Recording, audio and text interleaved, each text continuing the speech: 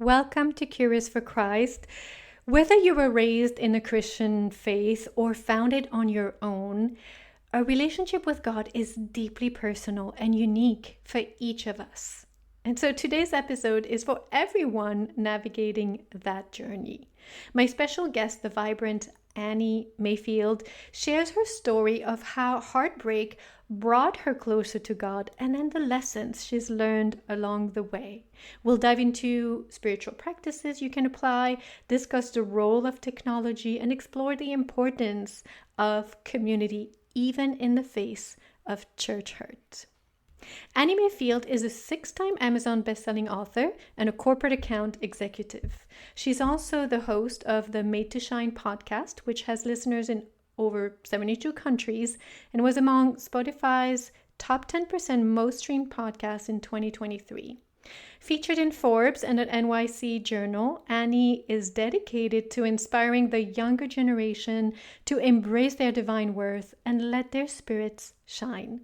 She graduated from Wofford College with a Bachelor of Science in Psychology, where she also played tennis and ran track. So, without further ado, let's get into this inspiring conversation with Annie.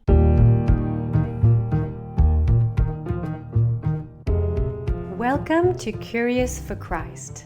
Do you ever find yourself lying awake at night wondering about God's plan for your life? Maybe you wake up with big dreams but feel unsure where to start or what your next step should be. If you're curious about exploring your faith and finding purpose, then you've come to the right place. Hi, I'm Alexandra. I too felt lost, unsure of the direction my life was taking. I yearned to understand my purpose and have someone guide me. But I kept telling myself I was too busy, the timing wasn't right, and my lack of clarity prevented me from being consistent until I found Christ. He brought peace into my life and revealed the way to find purpose by anchoring myself in Him. In this podcast, we'll journey together, exploring the Bible to gain a deeper understanding of Him and cultivate your own personal relationship with Christ. So open up your Bible, put in those earbuds, and listen up because God is speaking to you. He is making everything new, and you don't want to miss it. Let's get started.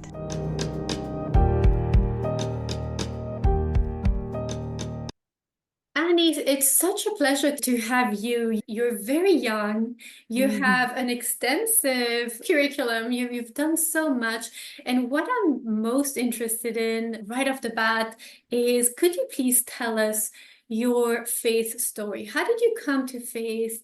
And if you've had any challenges along the way, how did Yeah. faith help you overcome them? Oh my gosh, what a great question. And I love that question because everyone has a story, right? And when I think about recently what's been on my heart with God is such a personal God. And what I love about that is Jeremiah 1:5, like before I formed you, I knew you. Before you were born, I set you apart. And so even right off the bat, that question, it reminds me that my story is my own and yours is yours. And everyone listening in has their own. For me, I say that because growing up, I was blessed with parents that were believers for sure, but I think that there's a difference between believing in the Lord and really following him being an ingredient in your life versus the cornerstone of your life. And I'm so blessed with my parents. They had such a personal relationship with the Lord, which was modeled to me and my 3 siblings. I'm one of 4. My mom had 4 kids, all under the age of 4. And so it was just like chaos in our house. So Yeah. we needed the Lord for sure. But all that to say, growing up, church was something that we went to when we could. But what I thought was so cool about what my parents really modeled was God is with you in everything that you do.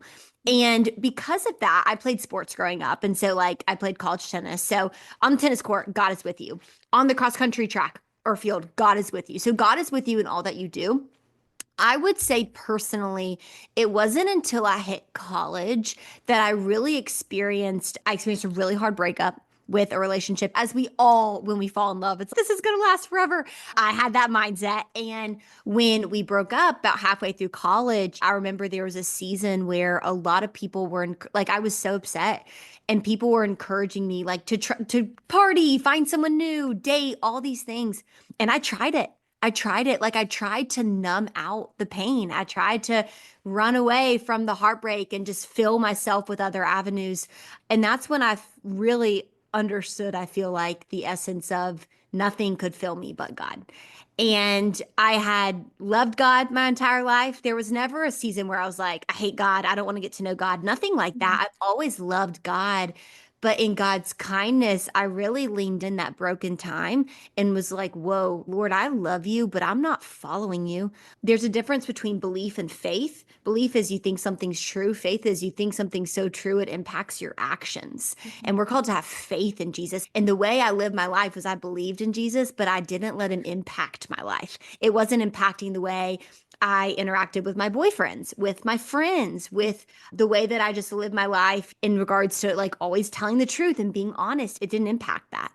And so I think all that to say, it was really in college when I was broken, I realized, wow, God can make something beautiful with these broken pieces. And I Mhm. leaned into that. And I think from there, it really grew into, I always say, so many people mistake God with religion and following rules and being perfect with the rule following. That's not our God. Our God craves a relationship with you. And from that relationship comes a transformation of your heart that desires to do what he says is good for you. But it's the order of operations. So I think once he had my heart, he transformed it to now, like my life, the actions, the what I write about, what I speak about, my own podcast, right? Like all these things, the conversations, Curious for Christ, your podcast. I was like, yes, I would love to do that because the conversations I love to have are centered around him, not because I have to, Mhm. because I'm afraid he's going to be mad at me if I don't, but because I desire to, because I love my father. And so I would say that shift from always loving God, but then him impacting the way I live my life really came around college years. Mhm. Yes, it often happens. It's the true test of faith. And I think that also in the broken pieces of ourselves, we see not only what we allow God a little bit deeply into our hearts so that we can be transformed a little bit more. And all the Yeah. things that are missing, God reveals in those places of Mm. brokenness. So definitely. So, what practices do you have today, or how did you get back to God? What was your process during that time of deep I sorrow? love that. I love that question because it reminds me almost of people. Because when people like want to get back to the Lord or deepen their relationship with the Lord, it's the same thing we see with other things. If they want to increase their fitness or in their nutrition, they take these massive steps. It's okay, I'm going to read my Bible for 2 hours every morning. And that's the equivalent to saying, I don't work out at all. And then I'm going to go to the gym 7 days a week. You know what I mean? What I found is God will always meet you where you find joy. And what I mean by that is the first step, I think, to deepening your relationship with the Lord is look at the areas of your life you love doing and invite God into that. And what that looked like for me is when I was heartbroken, like just heartbroken in college. And when I say heartbroken, to add some context, I think we hear that. And everybody's heartbreak is personal. You know what I mean? No heartbreak's the same. And so for me, what that looked like is I really couldn't sleep, I couldn't eat. All I could do was I loved running. It got everything out. I felt like I did something. I felt like I had and in a way, you could say it was like I was running away from my problems, but really running was where I was meditating on what I was feeling and I wasn't just gonna, I wasn't the kind of girl who was just gonna sit there and twiddle my thumbs and think about what I was feeling. Like during a run is when I processed that. And I invited God into that. And so I remember I was like, okay, I love to run. I just feel this inclination, like maybe instead of listening to country music, we listen to worship music. That's how it started. It was like, let's just listen to worship music. And then the run started to, okay, maybe the first 2 miles we listened to worship music, but then the last 4 or 6 we listened to a sermon. And actually the church I go to now in Atlanta, that pastor was the pastor I listened to in that time, which is so funny. But maybe we listened to a sermon. And so I always say it's like if I had started with, okay, I need to heal, I need to lean into the Lord, I'm going to carve out 2 hours in the day and just sit and read my Bible, I probably wouldn't have stuck with that.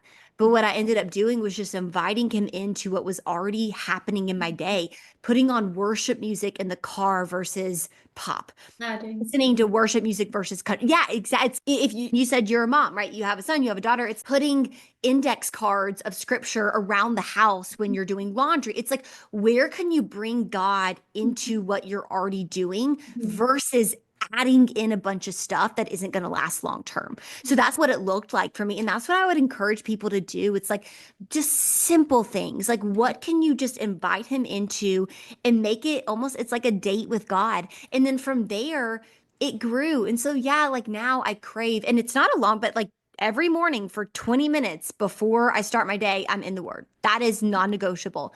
But it didn't start like that. I actually was terrified of the Bible. I thought it was too stupid to understand the Bible. I always relied on preachers to explain the Bible to me. I Mhm. didn't start reading the Bible until a couple of years ago.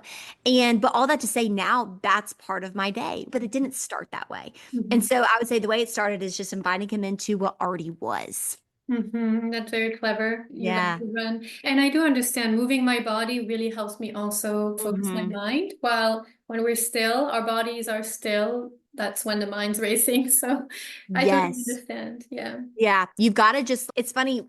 A preacher once said this, and I thought it was so good in regards to how prayer works. And he used the illustration of if you go to a lake house or a beach house, you guys are in Florida, if you go to a beach house and you haven't been to that house in a while and you turn on the faucet, the water is going to be a little brown. It's going to be a little gross, but you just got to let it keep flowing and eventually it will clear up. And that's how prayer works. When you first start praying, a lot of times more confusion will come, less clarity will come, but you keep letting it flow. And that's when the understanding, the clarity, the ahas come. And when you couple that, I think, with movement, it's deadly. It's a deadly combo. So I'm so with you. I think movement, it really does, it helps get things flowing and you feel a little bit lighter than you did if you're just sitting there ruminating. Or being outside and seeing God's nature, God's creation Yes. is a great way to work Yes. with Him and to commute with Him, to be with Him. So So true. true. Very good. Thank you for that. I also see that you have a passion for the younger generations, and I do too. I have two children. One is 13, so a teenager, full blown. Actually, Yeah. he just turned 14. My bad. Let's And go. That's awesome. again, moving. And my daughter's 10, so I do spend a lot of time with their friends. And so I do care about the youth as well. And I do see a Yeah. difference between how I grew up. Of course, just times change at a faster pace than ever. The temptations are there with social media and all of that. But I'm curious to see about your experience. What aspects of faith do you see in the upcoming generation that give you hope and encouragement? Let's start with the positive before we talk about Yes. but what are you more hopeful, the most hopeful for, the most encouraged by when you Yeah. come with the youth? Again, such a great question. I think what I love, so I work with a group of middle schoolers at my church. Oh, And they keep me so humble. It's actually really cool how the church I go to does it. You're with them all 3 years until they go to high school. So I just did a round of middle schoolers. I went to high school and now I'm back with sixth graders. And even I say that because the difference between even me, I'm 26. When I was with my last group of middle schoolers, I was like, wow, there's a big difference between me and them. But now the difference between the sixth graders I have now and now the ninth graders that I used to have is also drastically different. Mhm. And you just see all these changes, good and hard. But all that to say, I think the good and hard are two different sides of the same coin.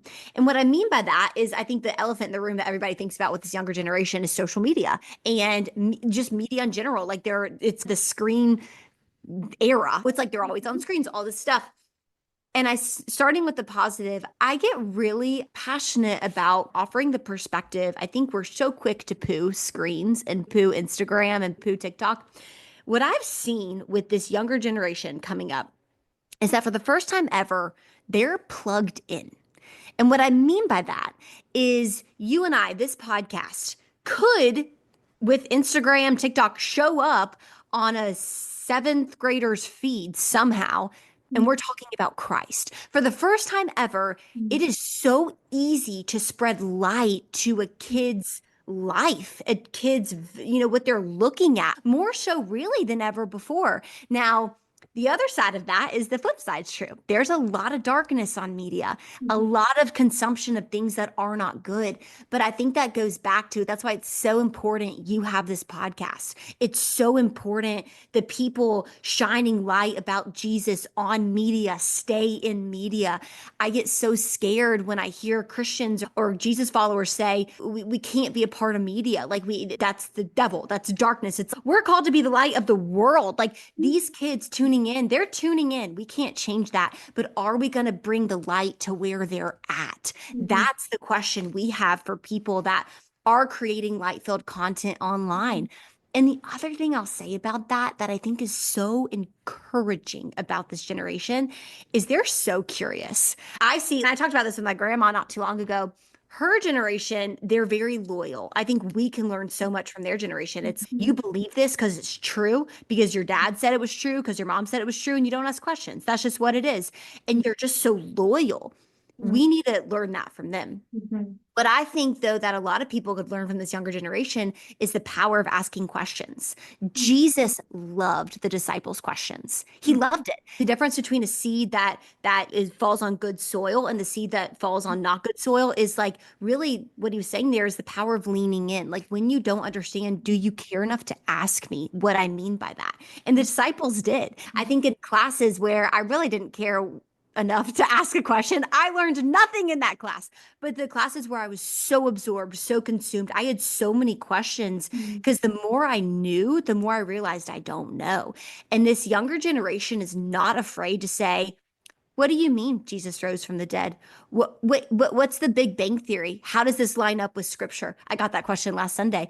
But what's so cool about that is we have a religion, we have a God, we have a Bible that aligns with those questions and can empower those questions, can answer those questions, whereas a lot of religions can't.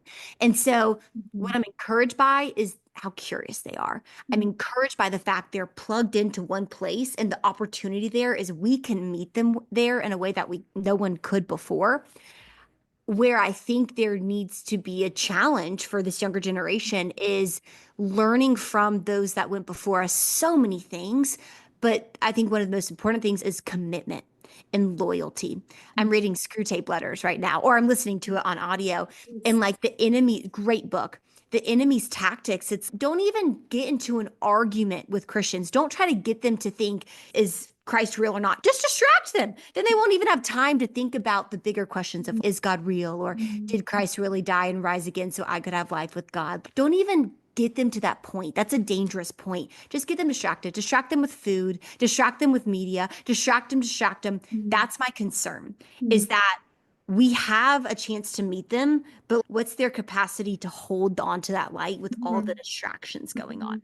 Yeah, so the struggle would be, or the challenge for us would be to regain that focus and to Yeah. help them decide what they want to consume and where they want to find, to use the technology as a way to find answers to their questions and to Yeah. learn something. So that's pretty amazing that before you had to go to university to learn something, now you can at your fingertip learn whatever you want to know. Let's ask the good questions for them. That's great. And also it reminds me of Esther, the book of Esther, who says, perhaps I am here for such a time as this. I think that you Yeah. mentioned a lot of people of our generation or a little bit older are afraid of technology, but how about we, with God, lean in and Yeah. see how we can actually navigate this and make it a powerful tool to. And you use that word tool. I want to emphasize that because I love that you said that word tool. Something that was on my heart I wanted to say was like, we have always in society, this is not the first time we've had something really powerful that people are making a god or making an idol. Money is a really good tool, really bad god. Sex, it's a gift from God, really bad god though.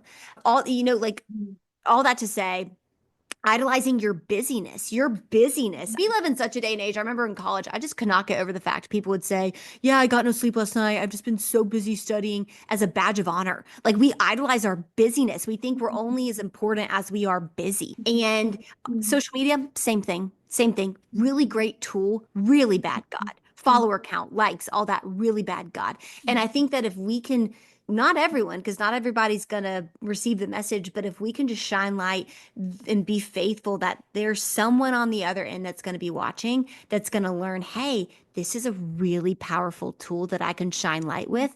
But it's not my God. My God is above this. My God's above me. My God's above the light that I could shine through my heart. He is the God that is light and that is love. You know what I mean? And so Mhm. I think it's like redefining that message and understanding what is social media. It's not our God, it's a tool, and just coming back to that recognition. Yes, very nice. Thank Yeah. you. Yeah. We've noticed that the younger generation is not as interested in church the way that we Yeah. know it. Yeah. Yet the Bible does mention the importance of church and what it Yeah. is based on the foundation of Jesus being the head, we're the body. It's very Yeah. important, and social media offers a certain form of community, so it feels like you're plugged in and connected, but Yeah. uh, there is a role that the church still plays that no Mhm. other tool or no other Yeah. place can replace. Yeah. So, what advice would you give to the younger generation to, or have you noticed that they leave, and what is the reason behind it? Oh my gosh, so many reasons. That's such a good question. I actually want to start with like my testimony with the church because when I graduated college, I graduated during COVID. Mhm. And I came back and things were weird. And it's weird when I've grown up in Atlanta my entire life. And then I wasn't expecting to move back to Atlanta. I wanted to go somewhere new. But when COVID hit, I had to go back with my parents and graduate my senior year in their house. And it's funny when you go back to a place you've known for years, but it's a brand new place. And your high school friends, you're no longer, you don't have the same value. So it's okay. I'm in the place I grew up in, but it's a brand new world. So I have to make new friends. And church came into that. And I remember being very timid to go to church. I was scared to go to church. I Mhm. was scared of church people. I'll be the first to say it. I loved my relationship with the Lord. I loved how I believed God loved me. And no, I'm not perfect, but I believed like his love was greater than my shame. And I was really scared of going to the church and because I'm very sensitive. And I was afraid, I guess my vision of church and church people is you look perfect on Sunday. You come to basically show off how perfect your life is instead of treating church like a hospital where you can come with your brokenness. And I was like, I know how broken I am. I know God is loves me, but I don't know if his people will. And I remember I didn't even start going to the church. I started as a volunteer in the kids ministry in the middle school ministry because I was like, I don't think middle schoolers are going to judge me for my brokenness. So I would go volunteer and then I'd go home and watch the adult service online. Like I had that much of a trust issue with like church adults. And what I'll say is now my life, like just taking a one step at a time. I remember there was a young adults event and I went to that event. It wasn't at church, it was just the event.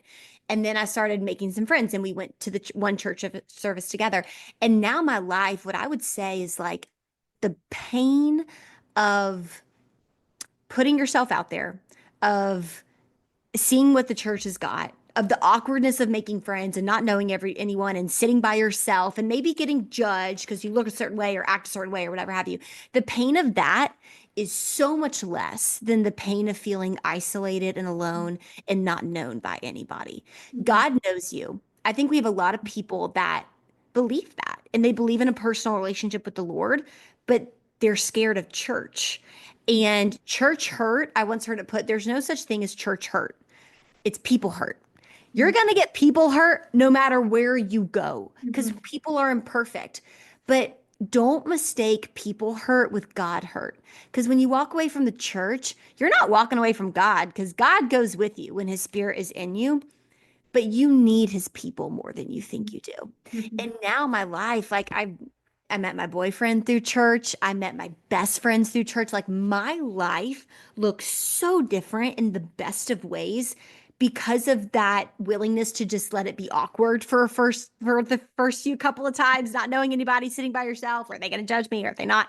And you need it. You need it. You need community. And even I think I'm talking with my friends that don't believe in God and don't go to church. Like what they're craving is the church and they don't even realize it. Mhm. What they're craving is the Lord and they don't even realize it. So I Mhm. would say let it be awkward.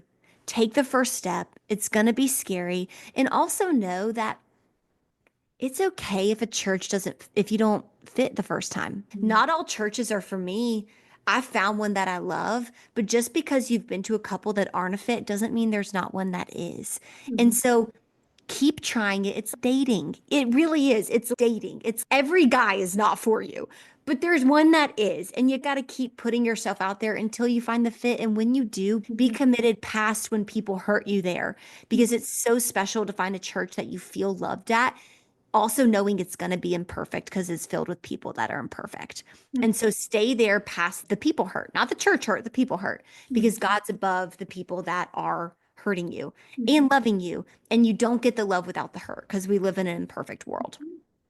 Yeah, so true. Actually, if we do get hurt, it may be a good sign that we're actually going a little bit deeper with people because I love that. expected that. So yes, and going for God, not for people. And it's Yes. basically in our the way we were created Yeah. in his image, in our likeness. He is Mm, already relational in his very own nature. God is. mm. So we are too. It's in us. We cannot Oh, just yeah.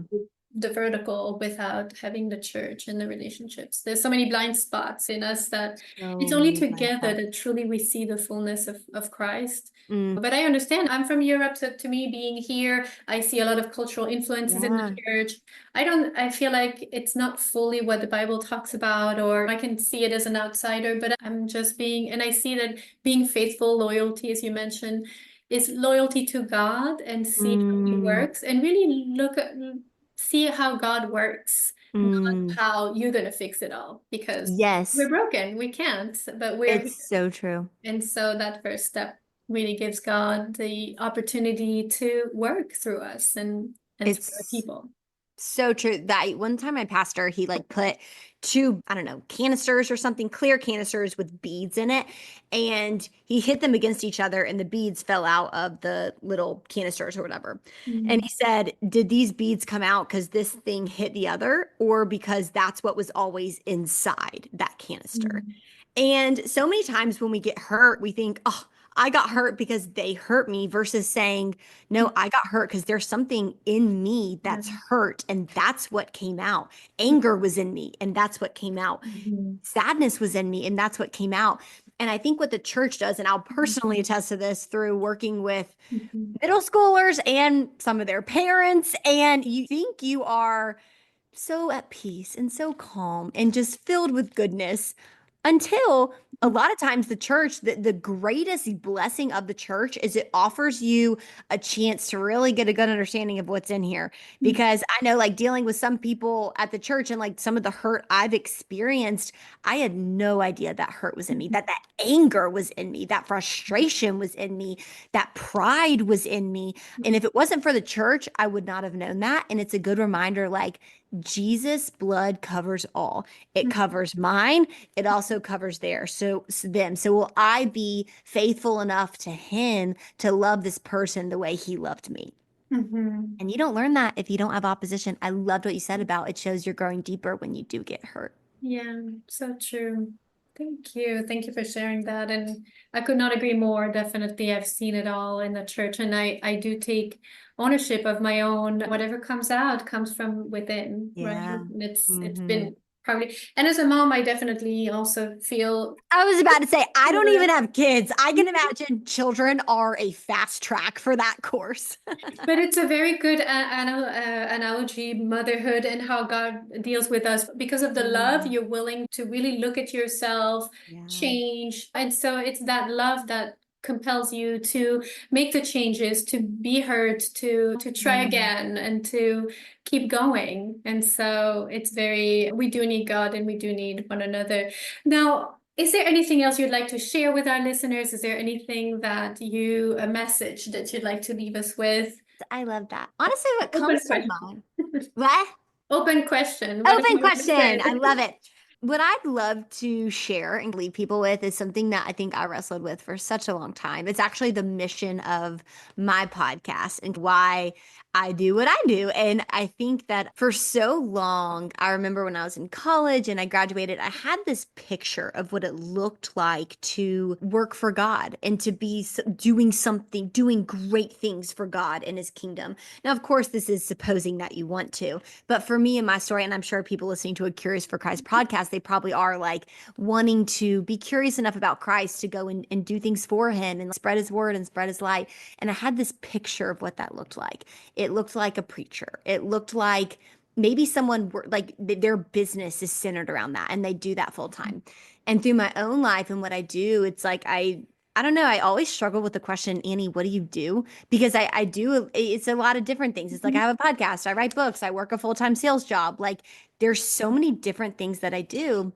And even in college, like I was on the tennis team and the cross country team, and I was in a sorority, and I always felt like I didn't fit.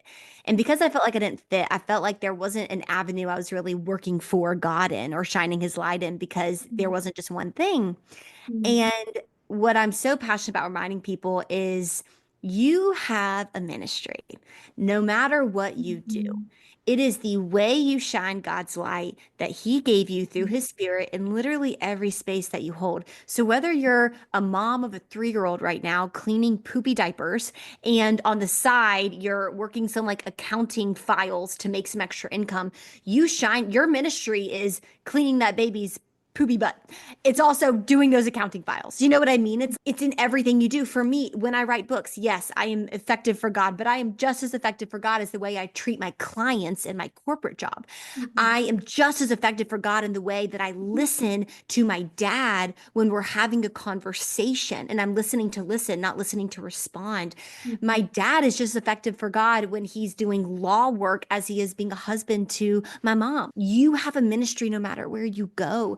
And I just think so many times people count themselves out of being a light for God because it doesn't look like a preacher, it doesn't look like a pastor. It's taking responsibility for where God has you in this season, which is not a mistake. He has you there for a reason to teach you things that you're going to need maybe in that next season. Maybe that's just teaching you more about him.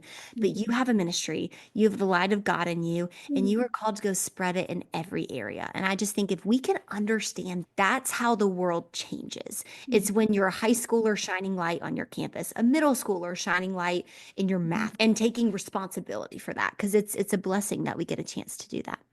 That's great. Thank you so much. And now you mentioned your podcast, you do a lot of things. Where can our listeners connect with you, find your books, Yeah. listen to you?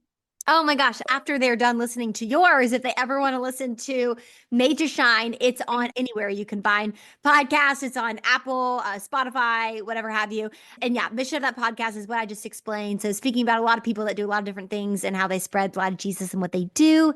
Books, anywhere books are sold. Truly, if you just type in, my last one was called You Matter. It's a devotional reminding you your worth is not based in what you accomplish or what you do. It's based in what Jesus accomplished for you. And then Instagram is typically where I hang out if you just want like day in the life updates. Annie B. Mayfield on Instagram. Perfect. And I put all the links in the show notes so that it's easier for everyone to get to connect with you. Thank you so much, Annie. What a great time I had with you. And I just wish you the best with everything that you do. Those middle schoolers, I know they need you and everywhere you shine. So thank you so much. Thank you. What you're doing is amazing. I'm so encouraged by anyone who's just spreading the light of Jesus and what they do. So thank you for what you do. And thanks everybody for tuning in. I had such a great time with Annie, and I hope you enjoyed and felt inspired by her sparkling personality and all the things that she shared about her faith journey. I wanted to leave you with some key takeaways that I gathered from our conversation. Number one, the personal nature of God. God knows us ultimately and has a unique plan for each of us. Number two, the power of faith. Faith is more than belief, it's a lifestyle that impacts every aspect of our lives. Number three, the importance of community. Connecting with other believers is essential for spiritual growth and encouragement. Number four, the transformative power of God's Word. The Bible is a powerful tool for spiritual growth and guidance. We have so many podcast episodes on how to interpret the Bible. Go back and listen to those. And Lastly, the beauty of ordinary life. God can use everyday moments to shape us and prepare us for His purpose. So I will leave you with two powerful scriptures. One from Jeremiah 1 verse 5. Before I formed you in the womb, I knew you. Before you were born, I set you apart. I appointed you as a prophet to the nations. And lastly, from Esther 4 verse 14. And who knows but that you have come to your royal position for such a time as this. We too live in such a time as this. The time that we live in is a time of rapid change, and yet God still has a plan. He is with us and will guide us through these uncertain, swiftly changing times, so we can navigate them with peace and ease. But we need each other. If you haven't yet joined my Facebook group community, go to bit.ly/Curious for Christ community and find a mentor. If you need clarity on how to build a strong foundation with God, schedule a quick discovery call with me.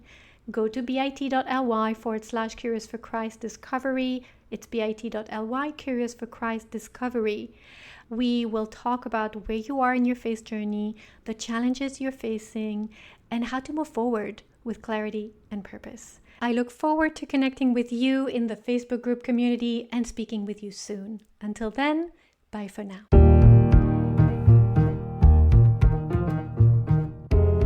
Hi, I hope you enjoyed today's episode. If so, would you like to take 30 seconds and share it with a friend who may also struggle with knowing God and His purpose for their life? Also, leave a review on Apple Podcasts and let me know what topics you'd like to hear about in the future. Your voice matters. I'll meet you back next Friday for another episode.